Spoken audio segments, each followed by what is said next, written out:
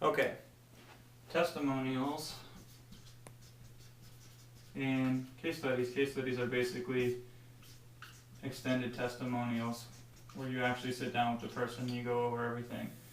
To me, nothing says it better what your product does than what other people say about it, especially the testimonials where they say, I did it and I used your product and I got X% increase in muscle mass, or I dropped 13 pounds in 2 weeks without feeling hungry. And somebody else might say, yeah, and I tried this and this was the first diet that's ever worked for me. If you have tons and tons of these testimonials, that's pretty much just a test to the fact that your product does what you say it does, because all these other people are happy about it.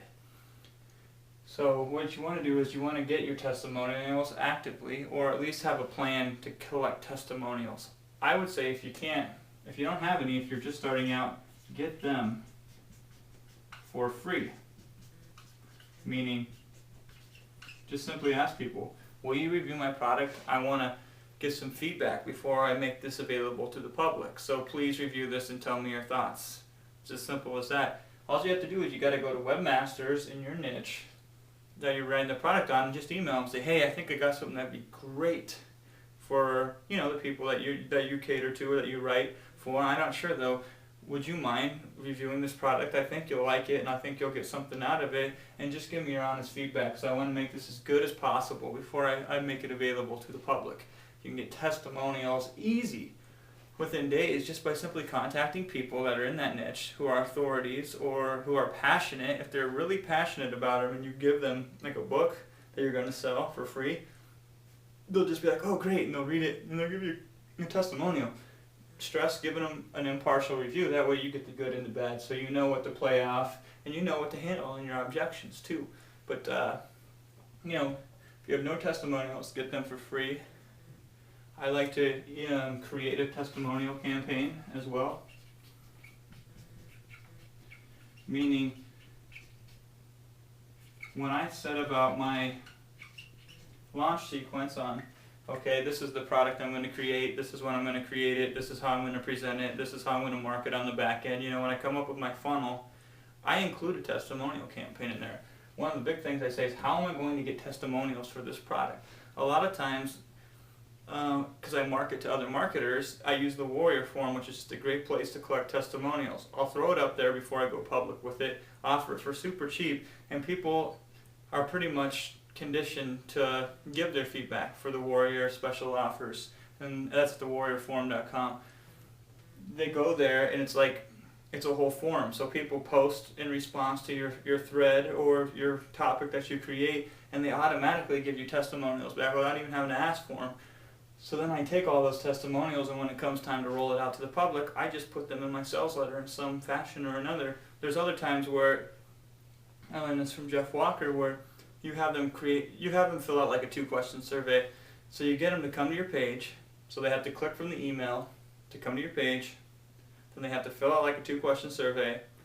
Then it says this is optional, but if you like, would you please share your thoughts with me on this product or on a product, or you just ask them for your testimonial, or you have them fill in a box, which you can then condense to a testimonial.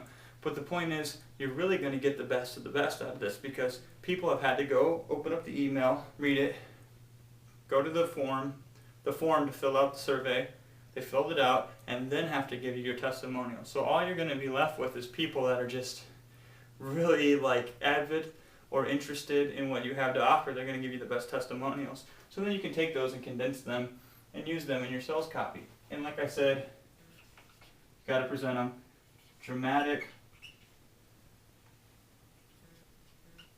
presentation. If you can, and not always, it's not always applicable, but sometimes it is. If you can find a better way to present your testimonials than the average, here's a Johnson box in yellow right in the middle of the freaking copy. If you can find a better way to present your testimonials, or present them in a more dramatic fashion that gets the point across better, that you say what you can, do it. I know some people, they would create a screen capture video where they would just go through, this is one testimonial, then they flip up the next, this is the next one, then they flip up the next, this is the next one. That's very impactful. That's a great way to dramatically present your testimonials. Another thing I've seen somebody do is they condensed every testimonial to like a 99-page ebook. And they're like, this is one, this is another one, this is another one. Some people like that do direct sales, they'll have like a list that they roll out. They'll be like, here's what other people have said about us, and they'll drop it and it'll fall to the floor and it'll roll like 6 feet. It's like, oh, it's a lot better than just showing them the standard testimonial, which everybody else does. So if you can, differentiate your testimonials, but have a testimonial campaign in place to collect the maximum amount of testimonials. And if anything, if you don't have any, get them before you write your copy. I would not write my copy without having at least some testimonials unless I'm offering it for free or at a dramatically low price to get the testimonials. So that's how you prove your case with testimonials.